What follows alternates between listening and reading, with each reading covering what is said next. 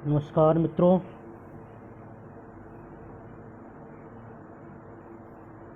पिछले काफ़ी दिनों से मैं आप लोगों के सामने उपस्थित नहीं हो पाया, कुछ व्यक्तिगत और अन्य कारणों की वजह से। उसके लिए क्षमा प्रार्थना। हम 6ठी शताब्दी ईसा पूर्व में प्रादुर्भाव होने वाले और कुछ प्राचीन धर्मों के पुनर्पल्लवित होने में, पुष्पित होने में के संदर्भ में बात कर रहे थे, और इसी विषय पर आज हम चर्चा आपसे पुनः करेंगे। हम देखते हैं कि जैन और बौद्ध जनश्रुतियों के आधार पर 6ठी शताब्दी ईसा पूर्व में अनेक संप्रदाय समाज में उत्पन्न हो गए थे और उन्होंने अपना प्रभाव स्थापित करना शुरू कर दिया। इनमें दो संप्रदाय जो आगे चलकर काफ़ी विकसित हुए, जिनका प्रभाव भारतीय जनमानस पर रहा, विश्व में रहा, ये जैन संस्कृतियों के अनुसार 368 संप्रदायों का उल्लेख मिलता है जो उस समय भारत में विद्यमान थे, और बौद्ध साक्ष्यों के अनुसार ये 62 थे। उनमें से ये दो हैं। आज की क्लास में हम जैन धर्म पे परिचर्चा करेंगे और देखेंगे कि जैन धर्म की प्राचीनता क्या है। सबसे पहले तो इन धर्मों के उद्भव और विकास पे बात हमने पिछली कक्षा में कर चुके हैं, लेकिन लघु विभाग में एक भूमिका के तौर पर थोड़ी सी चर्चा करेंगे।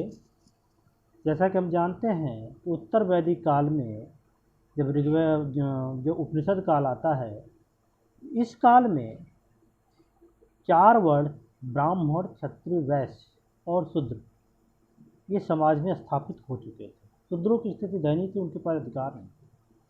3 वर्गों में श्रेष्ठता के लिए संघर्ष चल रहा था, और इनमें ब्राह्मणों ने अपने आप को धर्म के आधार पर श्रेष्ठ साबित कर दिया था, और वो तमाम तरह के सुख सुविधा और अधिकारों के धार्मिक अधिकारी हो गए थे समाज में। फलतः क्षत्रिय और वैश्य वर्ग जो इस काल में धीरे धीरे प्रबल ताकतवर होने लगा था, उसने अपनी श्रेष्ठता का दावा करना प्रारंभ किया।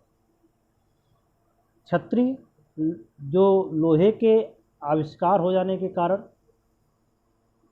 नए राज्यों का गठन होने लगा, युद्ध करना आसान हो गया, हथियार बनने लगे, तो क्षत्रिय शासक बन गए थे। और बड़िक जो बड़े नगरों की स्थापना होने से व्यापारों का काफ़ी विकास हुआ, पंचमार्ग के आ गए, जिससे विनिमय प्रणाली सरल हो गई, जिसे आप आहत सिक्के भी कहते हैं। इससे बड़िक वर्ग जो है, यानी जिसे आप वैश्य वर्ग भी कहते हैं, वर्ग भी ताकतवर हो गया। अब दो वर्ग क्षत्रिय और वैश्य धीरे धीरे सीधे सीधे ब्राह्मणों को, उनकी श्रेष्ठता को चुनौती देने लगे। इस चुनौती के क्षण में ब्राह्मण जीत रहे थे। क्यों जीत रहे थे? क्योंकि धर्म उन्हीं के हाथ में था, धर्म का पूरा अधिकार उनके हाथ में था। तो विकल्प स्वरूप क्षत्रिय और वैश्य को कोई ऐसी संस्था या कोई संप्रदाय चाहिए था जो इनके सामने खड़ा हो सके, यानी किसी नए धर्म की ज़रूरत होगी जिसमें इनकी श्रेष्ठता के दावे को नकारा जा सके। और ऐसे में 2 संप्रदाय उस समय प्रभाव में आते हैं, जिसमें एक जैन है और बौद्ध। दोनों ही संप्रदायों के जो अनुयायी थे, प्रवर्तक जिसे कह सकते हैं आप, या धर्मगुरु कह सकते हैं, दोनों ही क्षत्रिय वर्ग से आते थे। और वणिक वर्ग यानी वणिक वर्ग, वैश्य वर्ग का पूरा सहयोग था इनको, इन दोनों संप्रदायों का। तो पहले तो यह है कि इन 2 संप्रदायों का विकास या स्थापना के पीछे जो मूल्य छिपे हुए थे, वो श्रेष्ठता का दावा था।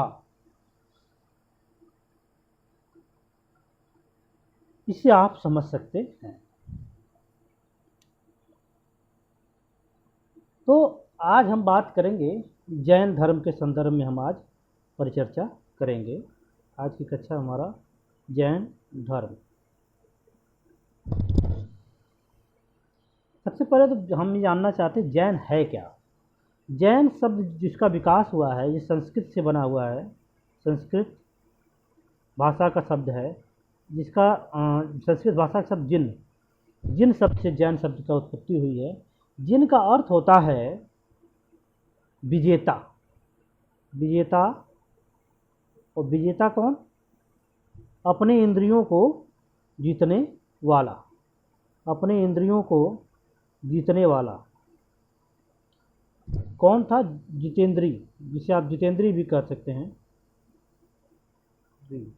जितेंद्री, जिसने अपने इंद्रियों पर विजय प्राप्त कर ली है, वही क्या था?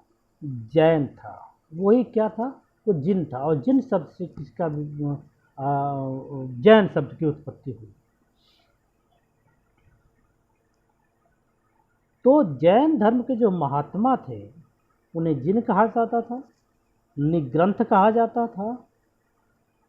निग्रंथ का अर्थ भी होता है बंधनों से मुक्त। और बंधनों से मुक्त आप तभी हो सकते हैं जब आप अपने इंद्रियों पर आप अपने इंद्रियों पर वश कर लें, उन्हें अपने उसकी अधीनता से अपने आप को मुक्त कर लें।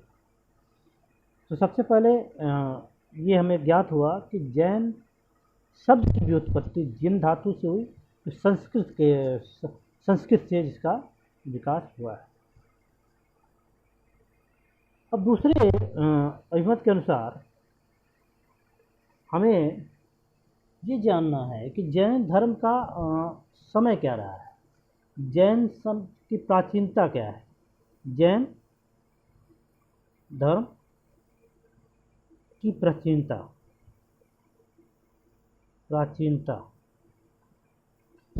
जैन धर्म की प्राचीनता के संदर्भ में 3 अभिमत हमें मिलते हैं। पहला 3 अभिमत हैं। तो पहला है जैन जनश्रुतियों के अनुसार जैन धर्म का संबंध समय पूर्व ऐतिहासिक काल है। पूर्व ऐतिहासिक काल, पूर्व ऐतिहासिक काल से जोड़कर देखा जाता है। पूर्व ऐतिहासिक काल वो काल था जब मनुष्य को सभ्यता का पाठ नहीं ज्ञात हो पाया था और मानव बर्बर रहते थे। जैन श्रुति में लिखा गया है एक जगह पे कि प्रथम तीर्थकर जो ऋषभदेव हैं, उनका जब जन्म हुआ था, जब वो उत्पन्न हुए थे, तो उसमें भारतवर्ष प्रायः असभ्य और बर्बर था। भारतीय जो थे असभ्य थे और बर्बर थे। यहाँ के निवासी भोजन पकाने के लिए अग्नि तक का प्रयोग नहीं करते थे। ये पूर्ण रूप से निरक्षर थे, अक्षर का भी ज्ञान नहीं था। उस समय तक विवाह संस्था का भी प्रादुर्भाव नहीं हुआ था। लोग मृतकों के शवों को ऐसे ही खुले में छोड़ दिया करते थे, जलाते या गाड़ते नहीं थे। उसे पशु खाया करते थे। वे पशु पक्षियों के खाने के लिए छोड़ देते थे। ऐसी बर्बर अवस्था में ललित कला आदि का पाया जाना तो संभव ही नहीं था। ऐसी अवस्था में ऋषभदेव का प्रादुर्भाव हुआ और उन्होंने मानव जाति को, मनुष्यों को, भारतीयों को सभ्यता का पाठ पढ़ाया। उनका संबंध इक्ष्वाकु भूमि जो अयोध्या है वहाँ से संबंध हुआ और वे उन्हें राजा कहते थे। अगर राज्य संस्था थी, अब यहाँ थोड़ा सा डाउट होता है कि अगर राज्य संस्था थी और सब राजा थे तो असभ्य कैसे हो सकता है मानव। ये कुछ कन्फ्यूजन से हैं। जैन श्रुतियों के अनुसार ऋषभदेव एक चक्रवर्ती राजा थे और अच्छा राज्य करने के बाद इन्होंने बाद में जैन धर्म में दीक्षित हो गए थे। जैन धर्म को चलाया था और ब्रह्मचारी बन गए थे। तो प्रथम अभिमत के अनुसार जैन धर्म का संबंध पूर्व ऐतिहासिक काल है जो संदेहास्पद है। दूसरा जो तर्क आता है, दूसरे तर्क पे अगर हम विचार करें तो दूसरा तर्क है, दूसरा विचार है कि जैन धर्म का संबंध जो है सैंधव काल से है। सैंधव काल, सैंधव काल यानी भारत की प्रथम सभ्यता, जिसकी खोज 1921-22 में की गई। सैंधव घाटी के एक स्थान जिसे मोहनजोदड़ो, जो मृतकों का टीला आप कहते हैं, यहाँ से एक प्रतिमा प्राप्त हुई जिसे योगी की मूर्ति के रूप में हम लोग जानते हैं। विद्वानों ने योगी की मूर्ति की समानता जैन मुनियों से, जैन श्रमणों से स्थापित की और माना कि ये जो मूर्तियां हैं जिनकी हैं ये जैन मुनि थे। इस आधार पर विद्वानों ने ये अनुमान लगाया कि जैन धर्म का संबंध कहीं न कहीं सैंधव काल से है, यानी इसकी प्राचीनता सैंधव कालीन है। तीसरा अभिमत जो आता है, तीसरे अभिमत के अनुसार जैन धर्म जो है वैदिक कालीन है, वैदिक कालीन।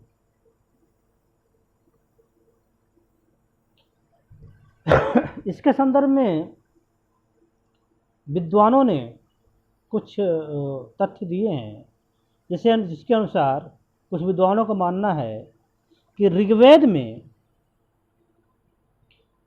ऋषभदेव का नाम एक स्थान पर आया है,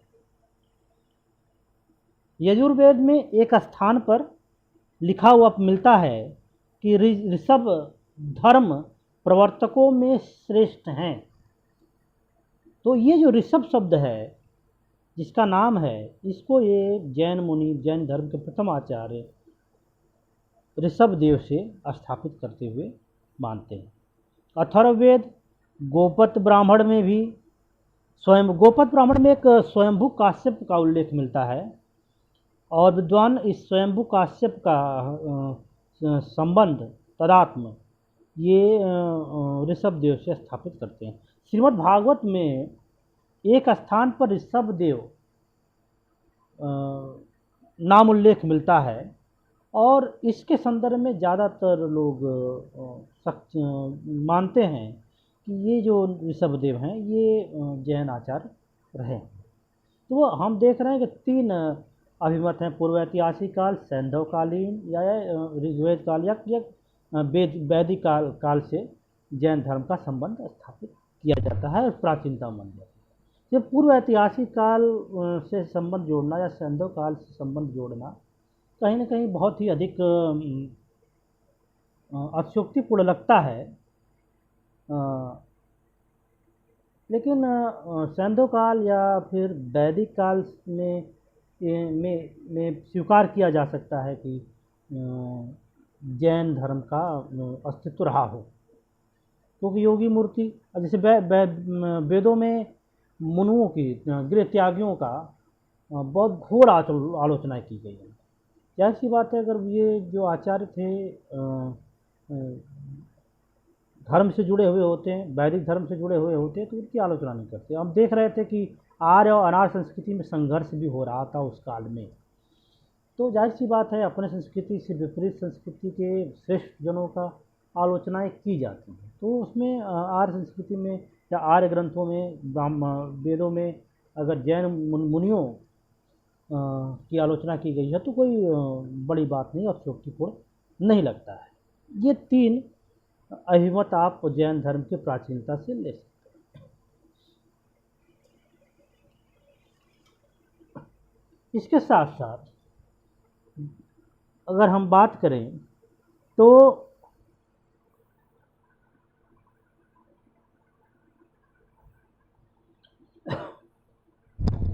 जैन धर्म में जैन तीर्थंकरों का बहुत ही महत्वपूर्ण स्थान है। जैन तीर्थंकर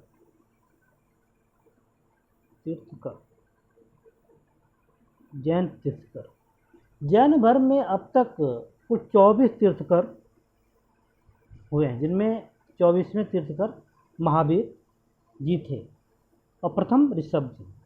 23वें तीर्थकर पार्श्वनाथ थे। अब तीर्थकर शब्द का अर्थ क्या होता है, तीर्थकर है क्या? जैन धर्म में जो श्रेष्ठ महात्मा थे, जैन धर्म के जो श्रेष्ठ आचार्य हुए, उन्हें तीर्थकर कहकर संबोधित किया गया और संख्या में 24 हुए। तीर्थकर शब्द में दो शब्द है, एक तीर्थ है, दूसरा कर है। तीर्थ का अर्थ होता है, तीर्थ का आशय उस निमित्त से लिया जाता है, उस कारण से लिया जाता है जो मनुष्य को संसार सागर से पार उतार सके, अर्थात वह निमित्त जो भव सागर या संसार सागर से, इस जीवन मरण से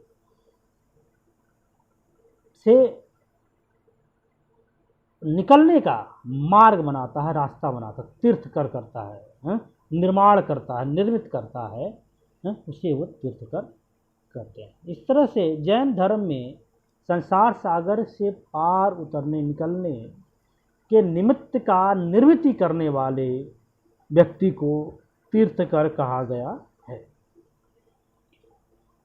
अब इन 24 तीर्थकरों की बात करें तो 24 तीर्थकरों में यजुर्वेद की बात करें तो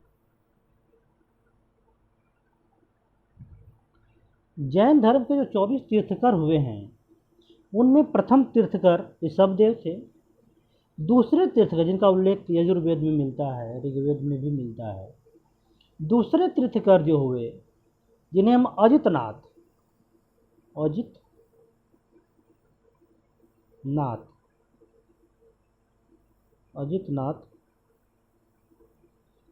के नाम से जानते हैं। अजितनाथ का नामोल्लेख यजुर्वेद में प्राप्त हुआ है और वही जैन धर्म के 22वें तीर्थकर अरिष्टनेमि, जो 22वें तीर्थकर हुए हैं, 22वें तीर्थकर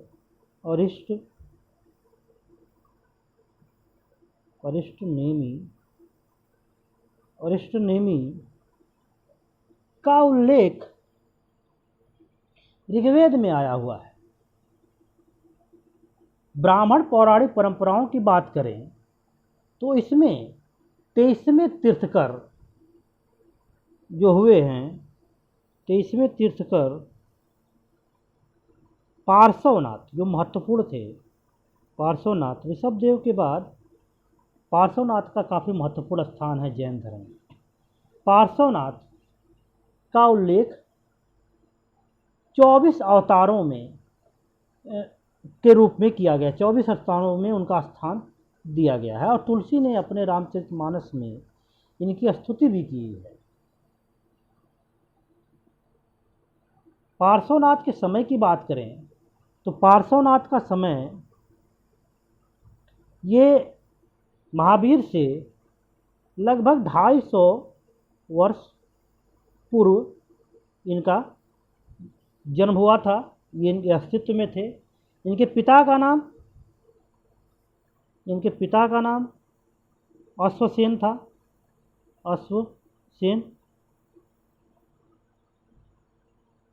अश्वसेन या आसेन मिलता है। ये काशी के राजा थे, काशी नरेश थे।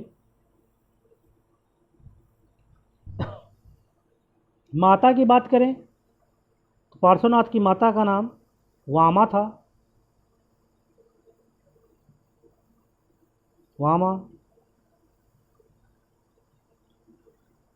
और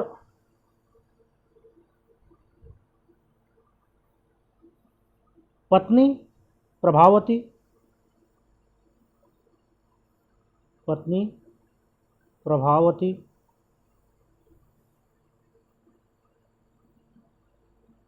जो कुश स्थल देश की राजकुमारी थी।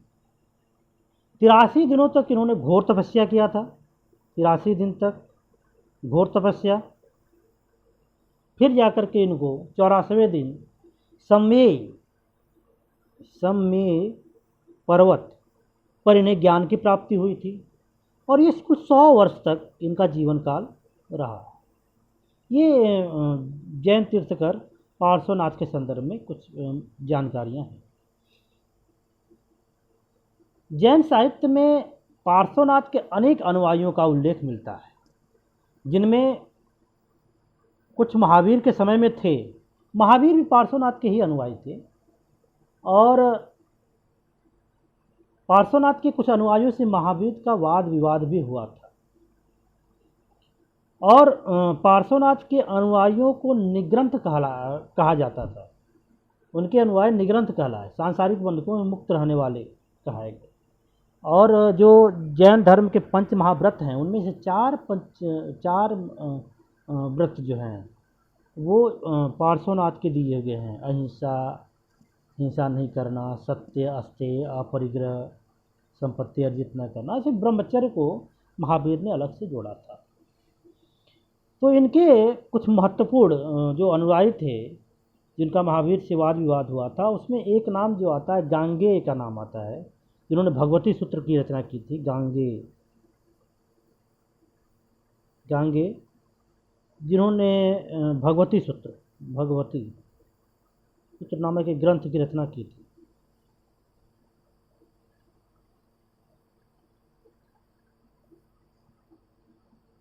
दूसरा नाम आता है पेढ़ाल पुत्र या सूर्य गंडक। महावीर से इनका वाद विवाद हुआ था और बाद में ये महावीर के शिष्य बन गए। एक और नाम आता है जिसे पुष्पचूड़ा पार्श्व के नाम से जानते हैं। ये भिक्षुणी संघ की अध्यक्षा थी। जो 4 संघ बने हुए थे जैन धर्म में, उनमें एक संघ जो भिक्षुणियों का था, उसकी अध्यक्षा ये थी, ये महिला थी। निग्रंथों को गणों की या संघों की संख्या के नाम से भी स्थापित हो गए थे इस काल में। तो हम देखते हैं कि पार्श्वनाथ, ऋषभ के बाद पार्श्वनाथ का जैन धर्म में एक महत्वपूर्ण स्थान है। और उसके बाद महावीर ने तो जैन धर्म को एक ऊंचाई ही प्रदान की।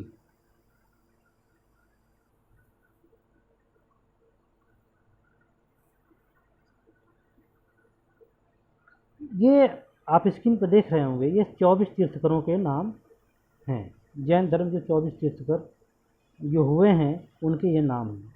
सबसे पहले ऋषभदेव, सुमितनाथ, प्रभु, वसु, मैं क्रम बिगड़ गया।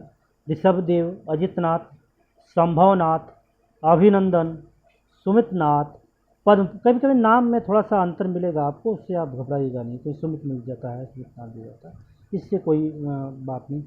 पद्म प्रभु, सुपार्श्वनाथ, चंद्र प्रभु, पुष्पदत्त भी जैन आचार्य हैं, उन्होंने कभी काफ़ी अच्छी रचनाएं भी की हैं।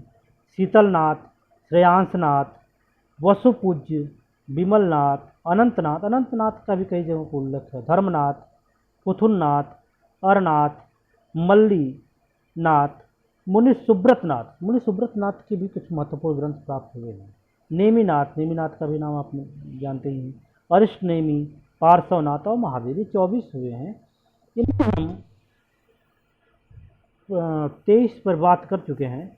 अब हम बात करेंगे जैन धर्म के आखिरी और सबसे महत्वपूर्ण तीर्थकर महावीर के बारे में। स्क्रीन पे आप देखिए, महावीर का जन्म 540 ईसा पूर्व में हुआ था।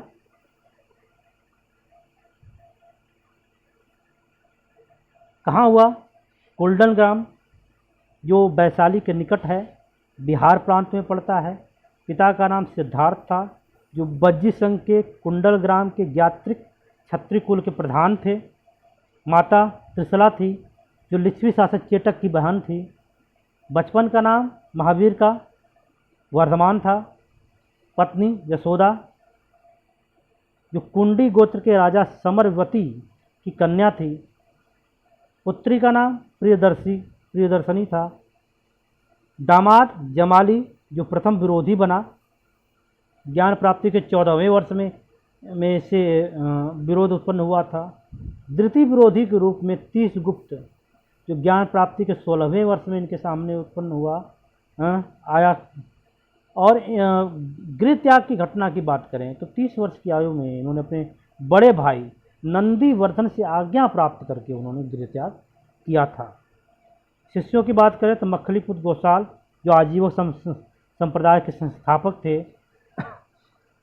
ये पार्श्वनाथ के शिष्य थे। वाद विवाद हुआ और बाद में ये इनके शिष्य बन गए। ज्ञान प्राप्ति 12 वर्ष की तपस्या के पश्चात इन्हें ज्ञान प्राप्ति हुई थी। स्थान की बात करें तो जिम्भिक ग्राम में यजुपालिक नदी के तट पर इन्हें ज्ञान प्राप्त हुआ था। जिस वृक्ष के नीचे इन्हें ज्ञान प्राप्त हुआ वो साल वृक्ष था। प्रथम शिष्य जो था जमाली इनका दामाद हुआ। प्रमुख उपदेश की बात करें तो राजगिरी में बितुलाचल पहाड़ी पर बाराकर नदी के तट पर इन्होंने प्रथम उपदेश दिया था। जिसे आप जैन बौद्ध धर्म की जब बात करते हैं तो बौद्ध धर्म में आपको मिलता है कि सारनाथ में महात्मा बुद्ध ने पहला ज्ञान दिया था। इसी प्रकार से जैन धर्म में महावीर के प्रथम ज्ञान की बात करें तो ये बाराकर नदी है, उसके तट पर इन्होंने दिया था, बितुला पहाड़ी पर दिया था। प्रमुख उपाधियों की बात करें तो इन्हें केवलिन कहा गया। केवलिन जो कैवल्य में सर्वयुक्त ज्ञान प्राप्त व्यक्ति होता है। कैवल्य मतलब जिसे सभी ज्ञान की प्राप्ति हो चुकी, श्रेष्ठ ज्ञान की प्राप्ति हो चुकी है। जिन यानी विजेता, अपने इंद्रियों को जीतने वाला। अर्हत पूज्य, इसका अर्थ है निग्रंथ, बंधनों से रहित, जिसने किसी तरह का बंधन, इंद्रिय बंधन से दूर है। आप जानते हैं कि महावीर बिना किसी वस्त्र के रहते थे, वस्त्र तक का त्याग कर दिया था इन्होंने।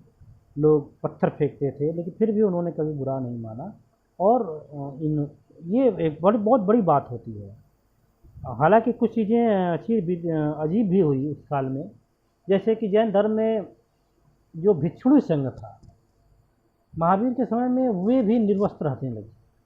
उनके निर्वस्त्र रहने के कारण उनके साथ, और वो जब घूमती थी, परिभ्रमण करती थी, तो उनके साथ बड़े बुरे व्यवहार हो जाते थे कहीं। एक बार महावीर को तो आदेश जारी करना पड़ा कि जब ये महिलाएं, ये भिक्षुणियाँ अपने पंडाल में रहें, अपने टेंट में रहें, अपने आवास पे रहें, तो बाहर जो भिक्षुक है वो डंडा लेकर के पहरा करते हैं। साथ ही इनके रसवाला होने पर रक्तस्राव के समय जो लोग देखते थे तो वो लोग मजाक उड़ाते थे। तो कुछ आप कल्पना नहीं कर सकते कि ये ऐसे निर्वस्त्र होकर, निग्रंथ होकर के, दिगंबर होकर के, अंबर को ही अपना वस्त्र धात बना करके रहना कितना कठिन होता रहा होगा। लेकिन उन्होंने सारे चीज़ों, सारे बंधन, वस्त्र भी एक बंधन है, इनको भी समझ करके महावीर ने त्याग दिया था। और ये बहुत ही श्रेष्ठता अपने व्यक्ति, अपने भीतर बहुत ही बड़ा परिवर्तन लाए सकता है। इस सब दृष्टि से जैन धर्म के संदर्भ में हम लोग इन चीज़ों को मान सकते हैं। अगले वीडियो में हम जैन धर्म की शिक्षाओं पर बात करेंगे, जैन संगीतियों पर बात करेंगे, और हम देखेंगे कि जैन धर्म का क्या